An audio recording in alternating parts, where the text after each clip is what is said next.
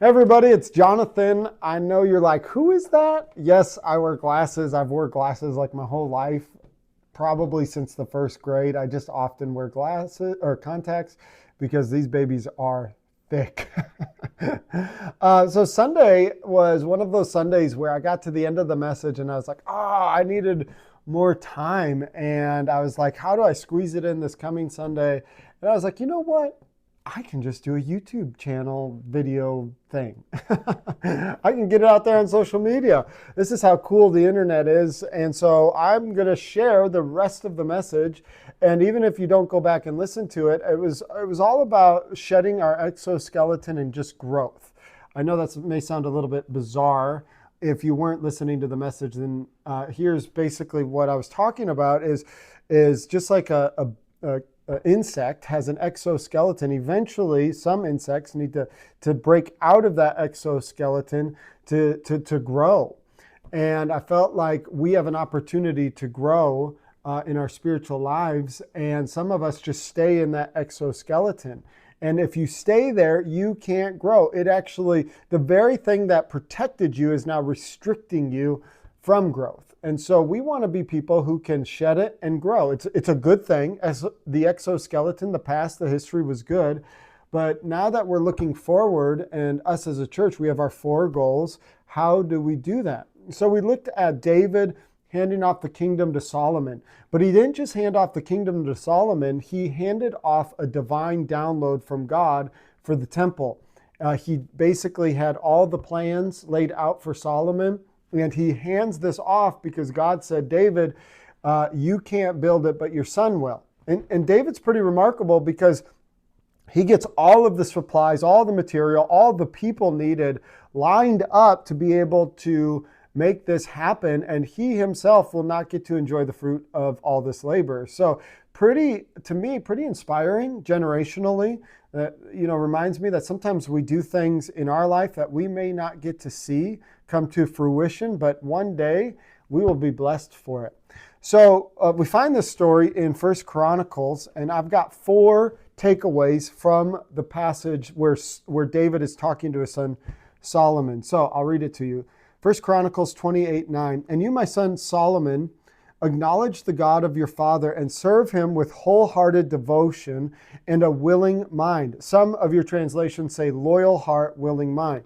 For the Lord searches every heart and understands every desire and every thought. If you seek him, he will be found by you, but if you forsake him, he will reject you forever.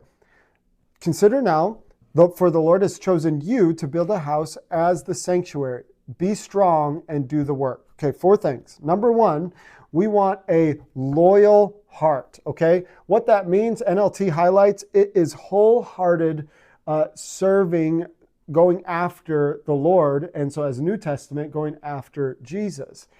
And I feel like this is a pretty cool takeaway because here you have Solomon building a place for the presence of God. I mean, this is where the Ark of the Covenant's going to go. This is where the Holy of Holies will be. They're moving from the tabernacle to the temple, a permanent place of worship. And yet, what David is reminding Solomon is that as you build a public place of worship, you cannot forsake your private place of worship. And man, if there is something that all of us can learn, is that as you pursue the things of God in your life and you want to do a lot of things for God, you cannot forget to invest in your relationship with him. You have to spend time with God. It's time that nobody sees. It's time that you're not paid for. As a pastor, it's time where you're not coming up with a sermon or you're not coming up with a teaching like this. It's just you and the Lord. It's a private place of worship. And it's not overly complicated. I just want to encourage you that take a little time each day. Take a little time. Maybe it's 15 minutes, maybe it's 30 minutes. I try to incorporate some prayer, reading of the word, and then I meditate on it and just think about it. What does that passage that I read mean for me today? Because I don't want to really get good at ministry and forget why I'm doing ministry. Basically, I don't want to be able to teach the word and not know the author. And so there's this challenge that we have, I believe, to make sure that we are healthy, to make sure that we're continuing to draw close to God and He's drawing close to us as we are building great things for Him. And so it's good to do things for God, but it's even more important that you remember you're a child of God and to foster that relationship between you and Him where you laugh, you cry, you just talk to Him daily. So as you build something publicly, don't forsake the private time with God. The second is a willing mind. I actually love these two so much that I pray these over my children. Loyal heart, willing mind. And the willing mind is neat to me because, so much of the time we do focus on the heart, and that's good. Above all else, guard your heart, for out of it flow the issues of life. Like the heart matters. The heart is truly the thing that keeps us alive. It's the very thing at the core of our Christian faith. But our mind matters. What you believe about yourself, the beliefs that you have, the thoughts that you have shape those beliefs, and those beliefs will end up turning into behavior. And so the way we behave is a result of the thoughts that we have.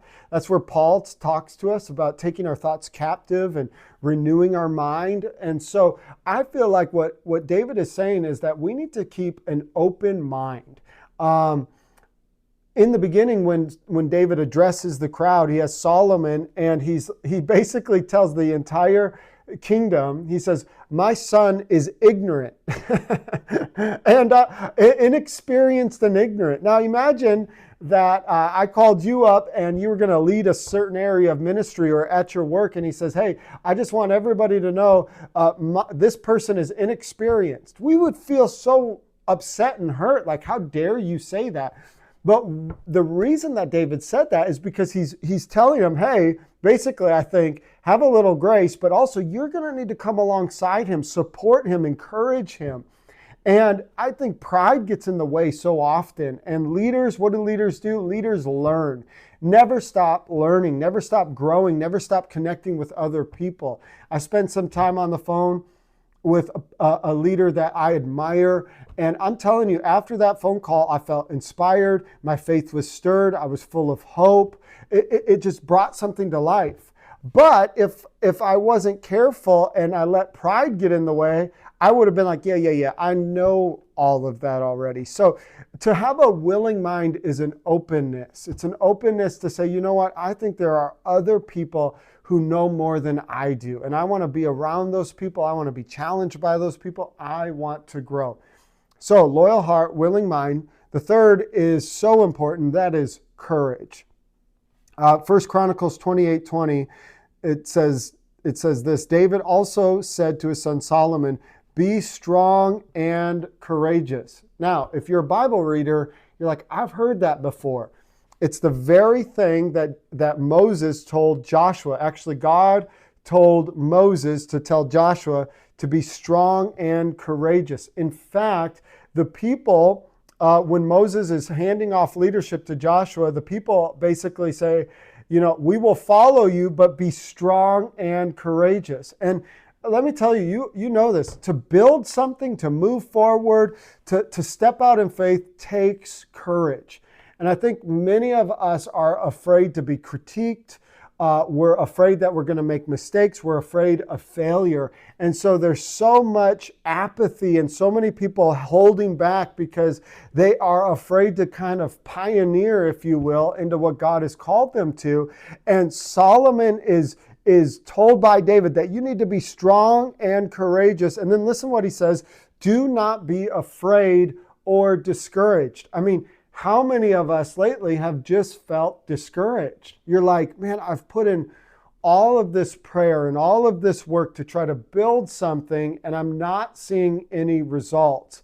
And I just want to encourage you, don't dwell on discouragement. Man, you know what it's like when you feed discouragement. It just takes you lower and lower to the point where you are no longer a person of action. And you throw your hands up and you're like, what's the point? And I get it. There is always these waves that kind of come and you're tempted to just, again, dwell. Discouragement is a part of life.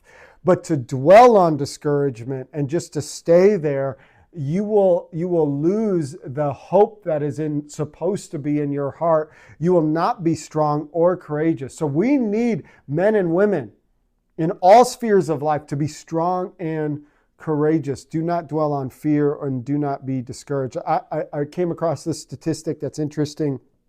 75% of people have it in their heart to write a book.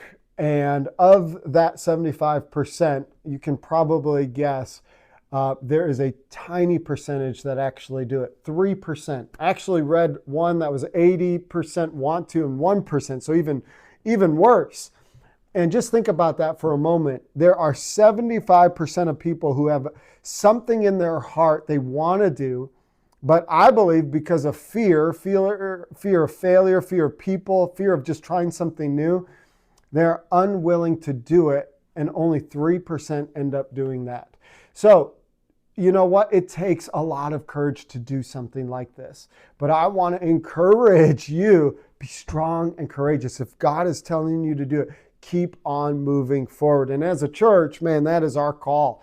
In this season, we want to be strong and courageous. All right, finally, he says this, basically, he will not, do not be afraid or discouraged, for the Lord God, my God, is with you. He will not fail you or forsake you until all the work for the service of the temple of the Lord is finished. So he says to follow through until it is finished. And up earlier, he said this, be strong and do the work. I love that. Do it. In fact, I think Nike stole this from David. Just do it. I mean, how many of us have great ideas, great vision, great plans, great everything? We're going to change the world, but we don't actually do anything with it. And so that's why as a church, we came up with 4 goals, and we wanted to make sure that they were achievable and that we would be accountable. In other words, it's a goal that we're able to measure. It's a goal that we'll be able to keep up to date and just say, hey, we're either crushing it or we're falling behind. And I feel like when it comes to growth in your life spiritually, what are the areas that you're trying to develop? Where are you being coached? If you want to grow in the area of faith, what books have you grabbed? What people are you talking to? If you want to grow in the area of generosity, are you reading books on finances? Are you pursuing starting a business? Like, what work are you actually doing? What can you show me that says, you know what, here's what I'm believing for, and here's the work that I'm doing that supports it. And so we want to be people of action. So 4 things again, willing mind, loyal heart, courage, and do it. Just do it. So I'm excited for you. I think that the church in America is entering into an exciting season. You're going to have to know what you believe. You're going to have to know what your convictions are. But if you do, and as you follow Jesus, I believe that he's going to open the door. And if you cling to some of these things, serving the Lord, pursuing him, having courage, being strong, and doing it, I think the Lord's going to bless it. So I'm excited for you. I hope that is a blessing to you, and look forward to your future and ours. God bless.